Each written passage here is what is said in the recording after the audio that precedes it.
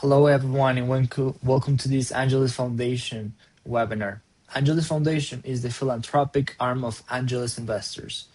Angelus Foundation is the foundation that is Chicago-based. It's a nonprofit organization that provides socioeconomic empowerment and programming. The foundation is dedicated to providing resources to, first, prospective investors, which include webinars on investment fundamentals, due diligence, and risk assessment, like this one. Second, community members. And third, startup founders. With that, today we have an amazing topic and amazing speakers. Today we're going to talk about how many investors start investing opportunistically. You know, a few public stocks, maybe real estate, maybe a startup invested, but sophisticated investors start with a different question, and is how should my portfolio be constructed? For this conversation, I have great speakers with me. One of them is Eliseo Velasquez, and I want to introduce Eliseo. He's founder and CEO of Capital Stack Investors and an active angel and venture investor advising innovation ecosystems and investor networks globally. He's principal at Angels for a thematic fund they have, a healthcare fund. And he's also a member of Angelus Investors. The other great speaker that is with us today is Orly Pacheco. He's a serial investor and wealth management expert. He served as senior financial advisor at Wells Fargo and as private client advisor at Bank of America Private Bank. And he's got and brings us expertise advising high net worth individuals, family offices, and private clients on portfolio strategy. He's also LP in various funds, including the Angelus Ventures Fund. With that, I welcome you guys, and I hope we have a great conversation. Thank you for joining me today. You're welcome. I want to start the conversation by discussing when people hear about the word diversification, I think before we get into the economic cycles, the liquidity, the correlations between assets, time horizons, we need to talk about diversification.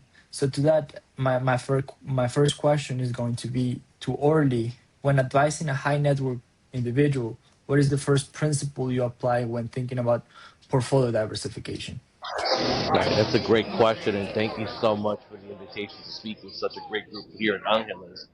And I'll take the very first approach, right? And it comes out to be the following, right? You have to think about who the client, the person, the family, etc., right?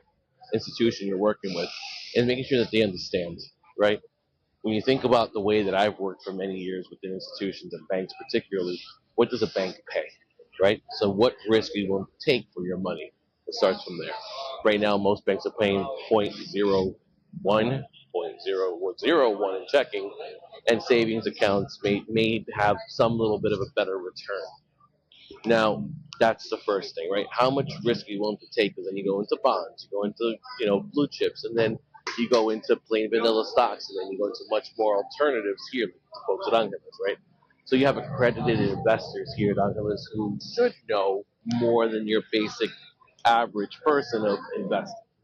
So it starts with that. For me, it's always knowing where to start, knowing to understand where the client really sits with their education and knowledge. And also, just the other basic of it is what their needs are, right? So it's need-based investing more than anything else. That's where I take my first approach. Now, Eli might take it differently, right? Perfect. Thank you, Orly. And that's very interesting because you just mentioned how diversification requires thinking across different asset classes, but specifically about risk profiles. You could do conservative, you can do very risky, but I wanted to put us into the perspective that over the past 2 decades, we've seen a major shift in where investors allocate capital. Institutional investors and family offices are increasingly allocating to private markets, and today is coming to see 15 or 30% of a sophisticated portfolio allocated to private investments, where investments in asset classes like venture capital, private equity are more common. So, Eliseo, I want to ask you now, and as you've worked across angel networks, venture funds, and innovation ecosystems globally, how should investors think about private markets and venture capital within a diversified portfolio? Yeah, so again, thanks for having me, Yeshua, and the whole Angeles community. It's good to be with you here today. So I'm calling in from Spain, and it's about 10:15 p.m., which is might be late for the U.S., but it's dinner time here in Valencia. But to your point, I've had a chance to work across multiple ecosystems, over the last several years, last few decades. And what I've noticed is a couple of things. One is as we go into like emerging markets that are not familiar with angel and venture space, there's a lot of aversion to this space because it is a risky asset class. If we're looking at private markets, private funds, private equity, angel investing, it's extremely risky, right? But yet it produces the highest reward. And so what we need to do is, and what we do is go into those emerging economies and start to educate them on some of the upside that's available when you get into this asset class. But doing it with an approach, like Orly was saying, taking into account what the economy is, what the market dynamics are, what some of the geographical and geopolitical issues might be. We've done stuff literally all over the world. And we have to consider some of those things that may be happening both regionally and across the globe that might be impacting where they want to, when and how they want to get into this asset class. So the way that we approach it is we first talk about, one, what does that ecosystem of high net worth individuals look like? And again, not everybody has a accredited investor component in their economy. So we have to understand, what does high net worth mean to you, and where have you been allocating capital up to date?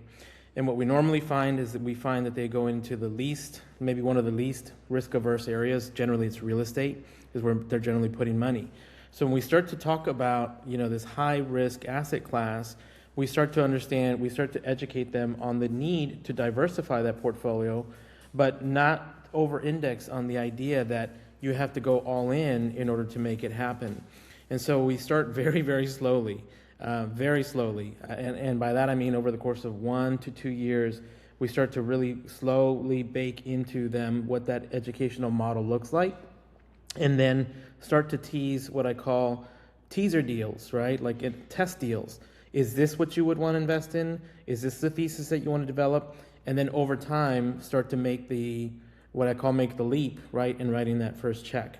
And so when it comes down to diversifying, especially into this asset class, I'll reiterate that it really comes down to the education piece, then the testing piece, and then the jump in the deep end piece, which means when that check leaves your bank account, you should know that you're like, okay, that money has left, and you are officially part of the high risk, high reward club.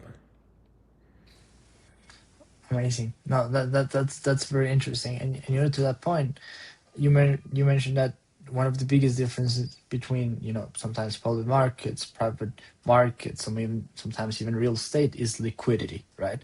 And public public equities can be sold instantly. Venture capital, private equity, or real estate may require 7 or 10 year investment horizons, right?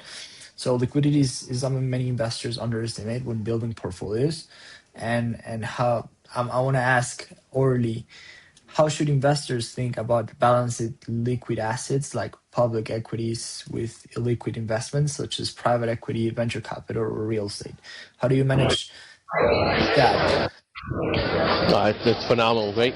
We take the approach, and the team, myself, and those that work with us here, right? What are you working on that's going to need capital today, right? So I look at a today window, and usually that means yesterday, right? Because usually capital is always needed yesterday. Money, we need to raise money when? Yesterday. We need to do this. When was it? Yesterday. So we take that approach. The next approach we look at is the short-term horizon. I call it 1 to 2 years. 2 to 5 years is more mid, and then more than that is others. And why is that? I call it the cash planning stages. If I have a liquidity need that's going to be, and I'll use the example of real estate, right? I have a family that's doing that right now. They are going heavy into buying much more real estate. Why is it? Because that's what they know. But they also have internal rates of returns, or IRR, that's higher than cash, bonds, savings, checking accounts, etc., and they stick to them, right? Because they know it. But they also know the illiquid side of it. So they're able to walk in and walk out. Something as well that I'm going to put out there, and some folks may or may not know this, is know that your banks are able to leverage some assets. What does that mean? So some banks will look at your portfolio and say, well, you've got X amount invested in cash and stocks and bonds. I can give you X% back, and it's called asset-based lending against it. So it'll help you create liquidity. In our world, we have to get creative about that. How do you create liquidity without creating a deficiency? What does that mean? I max out asset-based lending and I put you on the hook for that amount, right? The client has to be always cognizant and aware. You're going to go up for this hurdle, but the moment that hurdle is met and the market goes down on you, you have to pony money up. If it's not there, it's not the right story. So I always make sure the prefaces are what's the money for? Know your client and how they spend and what their other interests are. Know the timeline and purpose of what their liquidity looks like.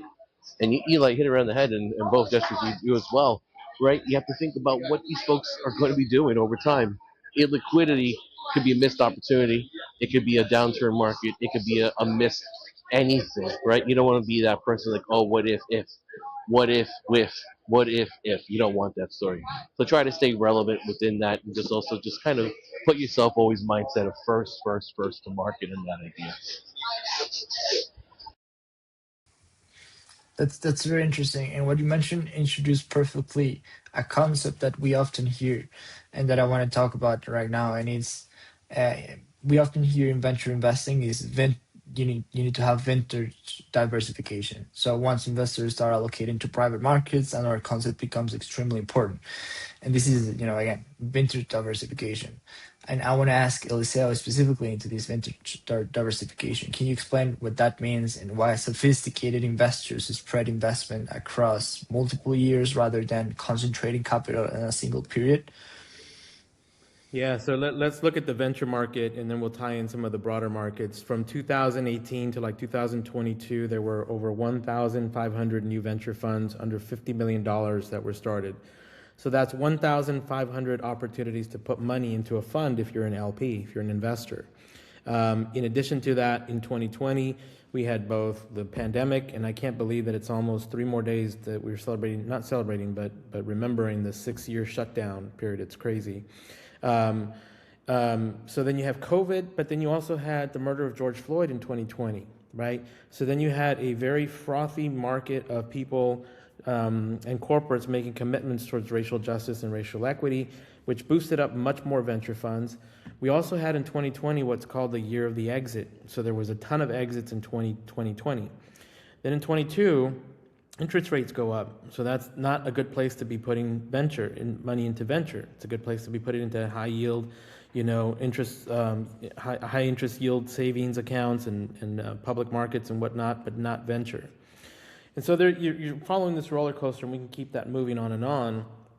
But if you're an investor, you're looking at those markets and you're looking at those vintages. In the case of venture capital, a vintage is the year that fund is activated.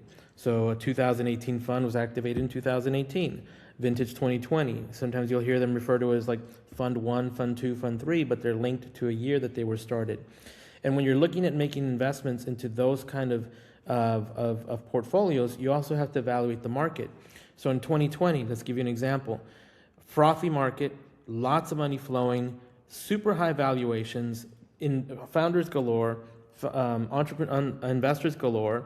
And so that means those valuations go up. And so if you're an investor, you're trying to squeeze into specific deals. In 22, not so much. Right now you have your pick as an investor of a fund that may be hungry, right, or an entrepreneur that may be hungry, so you can negotiate maybe a bigger piece of equity into that particular company. So whenever you're making these investments, you really have to evaluate what that market is doing in that particular year. What are both the risks and the opportunities to get in on that? So over the last 5-6 years, I invested in a fund in 20, a fund in 22, a fund in 23, a fund in 24, right? The deals that I've invested in have also followed that market, and some, though I was thinking they're a little bit more expensive, meaning their valuation is a little bit higher, the return might be a little bit lower, but the opportunity to gain an allocation and to get into that deal at that moment in time was the upside that I was garnering, right? Versus now, I can work on lower valuations with some of these founders that I work with, get a bigger piece of the pie, but the opportunity for more access to capital is very limited. So I may have to hold that investment period much, much longer. Currently, where we stand on holding as an angel, any sort of return is 9.9 years, 9.8 to 9.9 years. So I have to be evaluating how I leapfrog my investments over the course of 10, 15, even 20 years. That's pretty clear. Thank you, Eli. And we've talked about how diversification should work in theory, but in practice, investors often behave very differently, right? So there are behavioral biases, market cycles, and excitement around certain sectors. We just discussed about the 2020 cycle of exits and and IPOs and all the stuff that could be in these market cycles.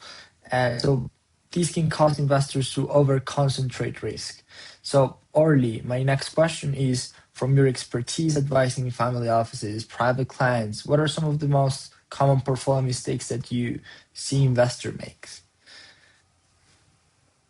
You literally hit it right on the head, right? Some of these families, like I just said before, is the real estate family. They're not 100% real estate. Their diversification is nothing besides real estate. So that's the first thing. Like I would always say is like look at the allocation. Something that people do, and it's mind blowing to me, right? And I've seen other portfolios and other scopes.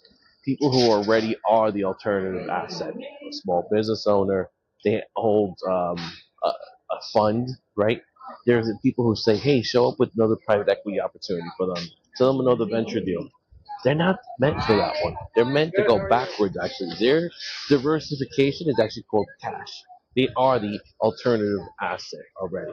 So when you think about it in that scope in light, it's a matter of such. But again, know the client, know where you stand with it, know how things will work, and know what their goals are. I think I stick to that always because that's just the basis of it, how I plan. Perfect. That's very clear. And I want to talk a little bit now about within venture capital, there are different layers, including angel investing at the early stage and some other ones. Uh, Eliseo, and that question goes to you. How should investors think about angel investing as part of their portfolio strategy? Thinking about that is high risk and high rewards, and what role can it play relatively to the later stage venture or the private equity? Yeah, yeah. So this is always a great question when working with new and even existing investors. So look at the index, the risk index, right? So angel and venture sits at that highest risk asset class, and so what I always say is invest no more than 5 to 10% of your assets, allocate those toward venture and angel, and make it such that if you lose that 5 to 15%, you're not going to be homeless, right? And your kids can still go to school, and you'll still have a roof over your head. So that is again the riskiest asset class that you can put money in. So don't just go in head first. Really start to walk your way into it. So let's look at it from the angel side. The Angel Capital Association, accredited association of accredited angel networks, platforms, and family offices in the U.S. Has done a bunch of studies and a bunch of analysis.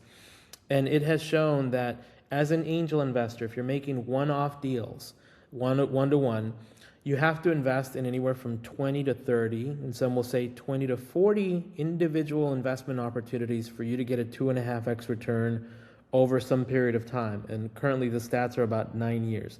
So that means that's a lot of failures in that portfolio. That's a lot of management on your side. That's a lot of founders. That's a lot of chasing of K1s. This is what I'm doing now. Chasing K1s, chasing and founder updates. There's a lot of herding of cats that you have to do if you were to get into the angel investing only. Now, if you go into the venture side, now these venture funds are holding for about 10 years, right? Sometimes with a 2-year optional extension period. And venture for the last 8 quarters plus was the worst place to put money as an investor. It was generating negative IRR. We're starting to see a change in that space, thankfully, but there could also be an opportunity where you're coming in, on the buy low, sell high type of mentality. So you want to look at where those venture funds align with your thesis, what their experience has been over the last maybe fund 1 or fund 2, and then what that portfolio of companies is going to look like. Because if you go into venture, right, you can actually write a $10, $20, $30, $100,000 check and maximize that portfolio upside without a lot of that management because you're letting the fund do that. So if you do that across 3 or 4 funds, you've met that 20 to 40 mark pretty easily. Now you have an opportunity to do one-off investments on deals, and that's sort of my approach. I decided to go in through the fund side first to build an upside on the portfolio, gather about 25, 26 companies in the portfolio pretty quickly, and then also start making one-off investments that align with my thesis, and then leave a small sliver for the FOMO deals, right? Fear of missing out deals. Those are the opportunistic ones. Those are the ones that the valuation might be too high. Those have the cool factor that you want to get in on. And those are the ones that you want to use to brag, right? At the receptions and the dinner parties. Those are the ones that are fun to talk about. And so you leave a small sliver, but they may fall either outside your investment thesis, but it's the core of being disciplined across that network. So I'll end with this one last comment. When I've built a new angel group, and I've built several of them, I start with who the accredited investors are in the community, right? Whether it's regionally, virtually, or whatnot. Then I call out, as specifically as I can, how much does each investor have to work with? And in aggregate, how much as an angel group do you think we can work with? And then start to look for deals over the course of the next 3 to 5 years to get us to that 30 mark, right? And so there's a lot of discipline, there's a lot of stamina that has to be built into doing this as an angel group, because people will fall off. I have to remodel my kitchen. I had a medical emergency. I decided to go on vacation. I decided to do something else, and that ultimately impacts how you're allocating capital. And so whatever you do as an angel group, you can also do that as an individual angel and apply that same discipline. So that's why it's so important to link up with strong groups like Angeles and others, right? So I'm a member of about 6 different groups. So it gives me a much more diversified deal flow and gives me an opportunity to do this across a multiple sector of individuals. Amazing. Thank you. And now I want us to zoom out to the broader environment we're investing in today. So markets have become increasingly volatile, from interest rate changes and inflation to geopolitical uncertainty. You can see every day how the market is moving today and this past week with the Iran and the conflicts that are happening in Asia and different things that are happening, right? So I have a question for both of you, and is how are you thinking about portfolio diversification in today's environment of volatility? And Aurele, I want to start with you. It's time to invest. That's the way I say to people. Um, just know that since 2008, 2011 to present, we really have not had that real downturn economy, right? When you think about the economics of the world, we're supposed to be, when you do the classes and the thesis, the theories behind everything, through a 7 to 8 year cycle of a full downturn. That means recession, depression scenario, not depression, it's a little harsh, but more of the recessionary stance on that side. We haven't had it because we soft landed so many different times, right? In 22 and 20, in 18, 15, 12, it was so many repetitives of the case why. Why did we not go? Because we got bailed out. Why did banks fail? Because they got bailed out. Why did this not happen? Because people got money. So multiple instances of soft landings, more off the pedal approaches than the traditional times in the past where it's like, let it fail, let it do its thing, let the market correct itself and do it. So right now investing is more, I would say, too tactical, right? Take the approach of where you need to be and why you're there. Time to rebalance might be a good time to look now. Think about where your money is today in the banks, inside your 401k plan, your own IRAs, and other places. What's going on with it? How is it working for you? Or how is it not working for you? Right? There's so many people sitting on cash right now that just cash sitting in coffers doing nothing. At least put that to work in some type of vehicle that's going to pay you something. And I was just going to take one quick approach before I move forward.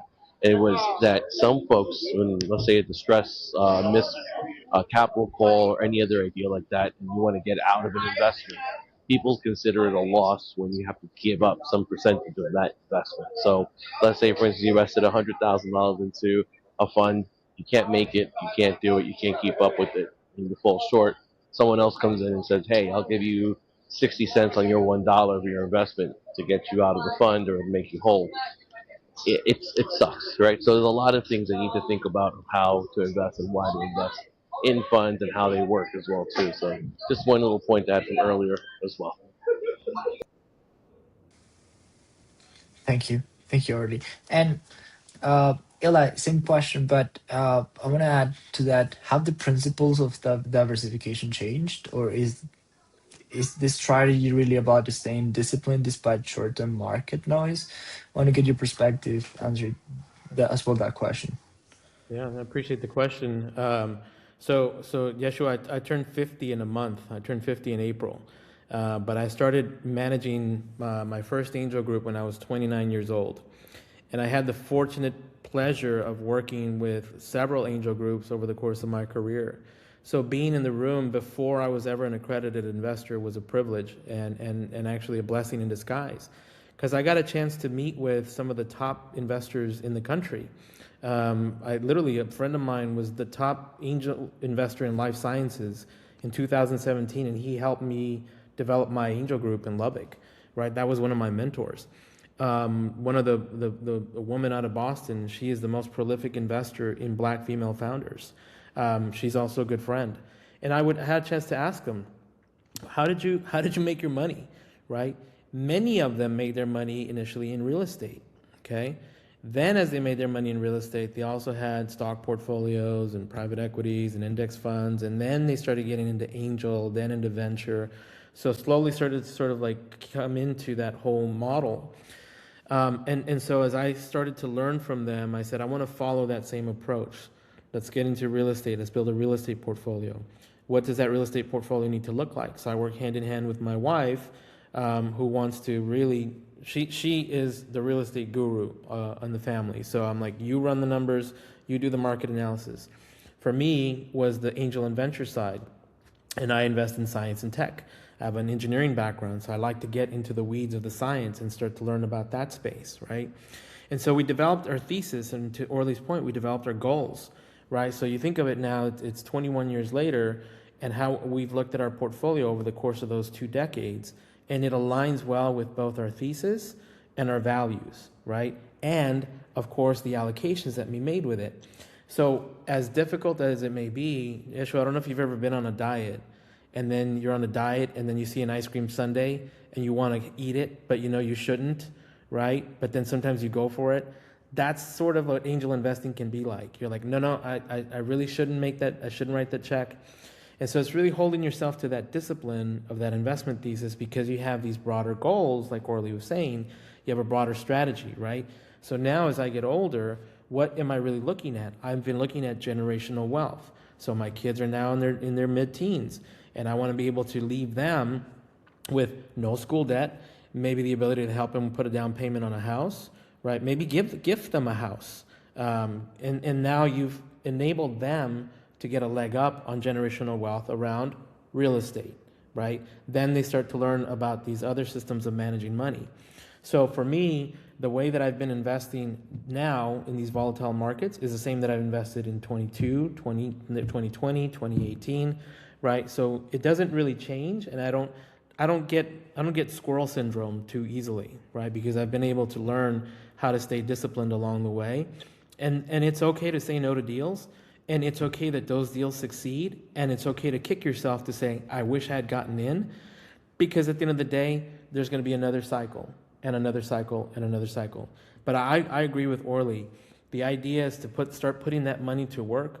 Let's not follow the generations of past where we sit on the can, right? Let's put that money to work. Let's get into these asset classes. Let's get the access. Let's get into the rooms. Let's be able to change, the way that we activate capital for our communities. Let's be able to use that power to change policy, right, that favors us and in the next generation. But again, when I look at my investment strategy, I'm looking at it in generations. I don't look at it from year to year. I look at it a generation at a time. That's amazing, and it's all about, okay, stick to what you believe, how you define your strategy, and it's very powerful.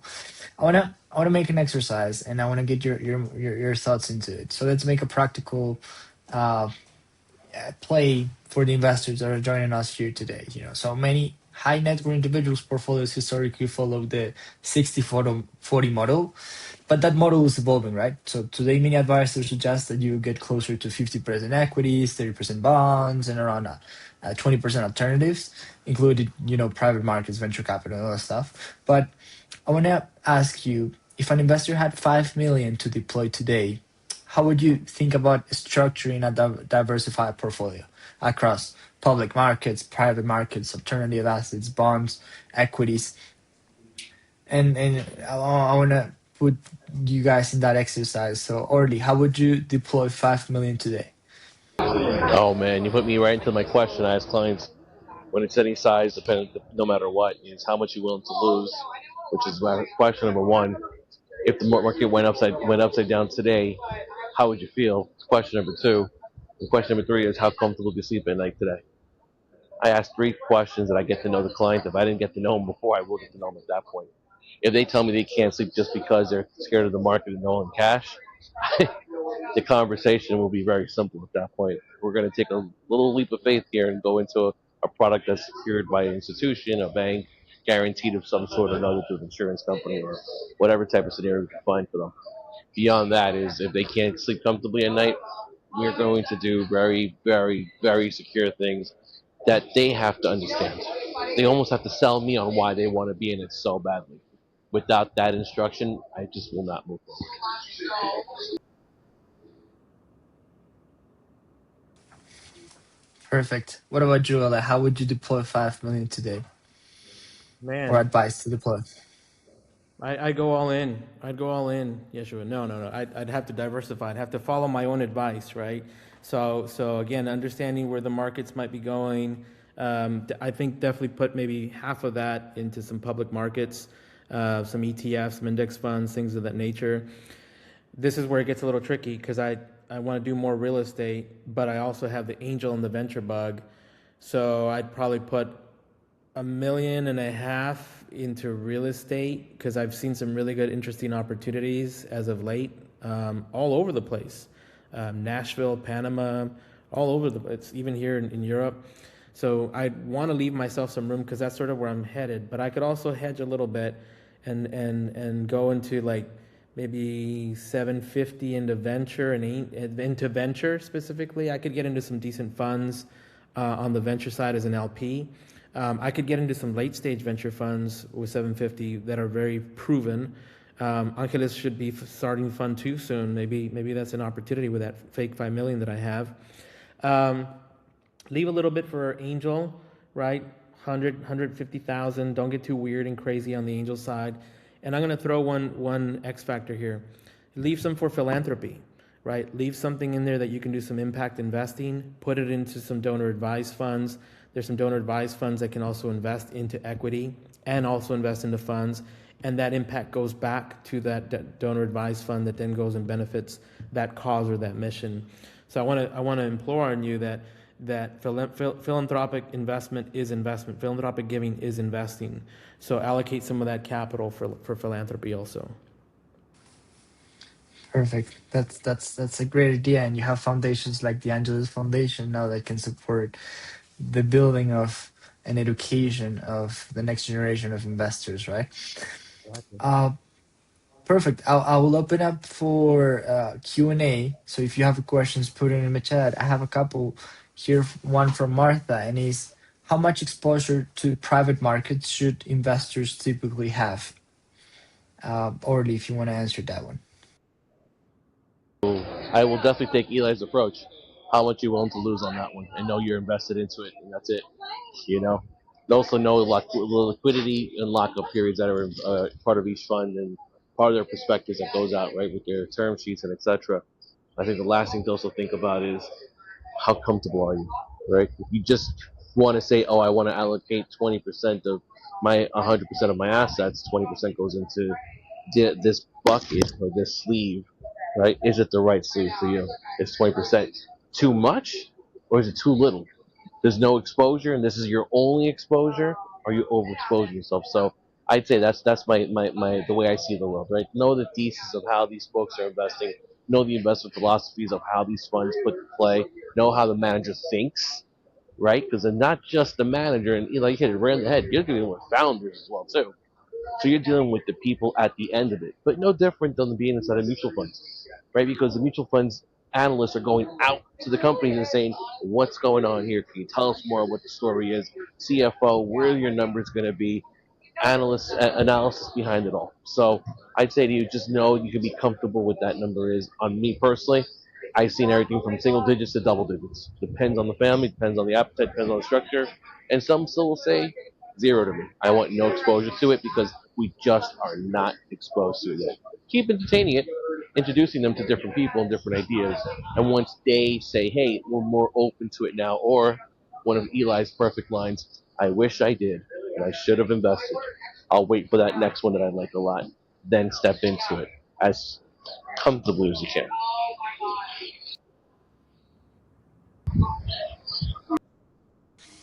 You want me to touch on that, Perfect. Joshua? Yeah, Noel, I have another question for you, and it's more on the angel side. Someone that is asking specific for your answer, and is do you angel investors still invest in concepts with market fit, pre-seed, or you prefer early business traction? You said be conservative. If you had the 5 million, you invest 100, 120K. You won't get too crazy in terms of angel investing. So my question is, out of those 100, 120 that you will be allocating, are you looking into traction, or do you still believe you can invest in just ideas? See, the challenge with coming in earlier is that they need a bigger check, right? And so, what if you're willing to absorb that? That means your portfolio is going to be much smaller and it's going to take much longer, right? That means you're going to have to roll up your sleeves more and then help that founder go out and raise capital.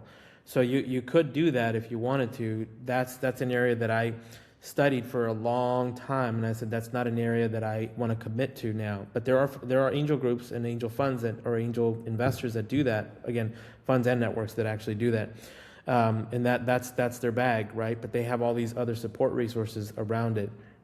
For me, I like to come in a little bit later after having lost my shirt on a couple of early stage deals. I said, let me play with late stage deals. But then in late stage deals, I get crammed down and crabbed out. So I'm like, well, I don't want to go there either. So what's the happy medium? That C to Series A is that sweet spot for me. They have a little bit of traction. My check, I can actually see the markups. We can actually sell them on the secondaries, get some base hits, don't go back and do it again, right? So that's been sort of a comfortable space for me. But again, it's only after a lot of trial and error, meeting with a lot of founders, working with a lot of angel groups, meeting with a ton of venture funds, and finding what that right sweet spot is for me. Perfect, amazing. And the last question that I saw here in the chat is, how are you guys using AI to build and to diversify your portfolio? Are you guys leveraging any specific tool? How are you thinking on using AI for diversifying? Orly, let's go with you. So I'd say I'd help the institution I was at previous and the one before that, and actually all the institutions I worked with are very archaic and they're barely they're starting to adopt it, right? So I'll speak on behalf of the firms at that point and take that approach. They're intrigued by it. They're learning to learn how to utilize it. They're gonna they may fast track some of these ideas, some may not. So I'd say to you, complimentary service to that. Personally, I see AI as helping me get things done faster, right? I can write an email that says, "Hey guys, great follow up today," and I have a chatbot that's taking all the notes for us, right? And it sends out one email with 6 bullet points and 3 action points and says, "Here you go. We just consolidated 2 hours worth of material into the actual steps." And oh, did I miss this, or go around the horn, or hey, kind of reduces that. So I'd say to you, I think that I'm looking at AI much more as a supplement to help me do the operational side. The investment side of it, I'm still kind of hands on, and I'd still take the old approach and build it out myself and look at it, kick the tires, still pick up the phone and call. Right? I think especially in dealing from retail to institutional, you have to learn to pick up the phone and call people. It's not that bad to say hi to somebody. Um, Beyond that, let's see where AI goes. It's an interesting time to be in it.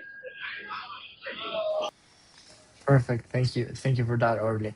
Yes, there are definitely companies that are just starting implementing. I'm curious on hearing Eli answer to that. How are you using AI right now to manage Yeah. your portfolio and diversify? Yeah, I'll do it from a broader as an investor, right? So from one, I'll do a light market landscape on that particular founder, and see what sort of competitive things pop up, and then see if I missed anything. That gives me a kind of a quick sniff test, and I'll tell you why that's important on point number three. Point number two, I'll say. But for both my existing portfolio and hypothetical investments, I'll run exit scenarios, and I just did this 2 weeks ago. What does the exit scenarios look like on my existing portfolio? And try to get some semblance of a mathematical output. Because why? Because I want to get back and do more angel investing, do more venture investing. So when should I start expecting some of these returns for the investments that I've made 5, 6, 7, 8 years ago, right? Assuming all things being equal, things sort of start to work. So it starts to give me a hindsight, because remember, angel investing comes in cycles, right? So about 3.5 years, you dry up as an angel group. You have to restart everything. You have to restart the engine because people run out of money, right? So you have to get everything moving again. And so I run that scenario for myself as an investor, and I use AI to do that. The last thing I'll do, or the most recent way I've been using it, is actually today, because I see so many deals across so many industries, they start to get jumbled up and they start to look the same to me, and I start to create sort of market segments in my head. And what I've noticed is that because there's so much money sitting in venture and PE, there's been a consolidation of some of these smaller players, right? So there's this notion of the early exit that's really brewing in late stage venture and private equity. What does that mean? That means if I can test what some of those potential, what we'll call a consolidation cliff, is how long before I have this company to grow before it gets acquired acquired and or consolidated as a major roll up. So I'll do consolidation cliff analysis around using AI and saying, so women's digital health is a big one. Neurotech is a big one. Mental health is a big one, right? These are areas that I'm starting to see a lot of consolidation in the space.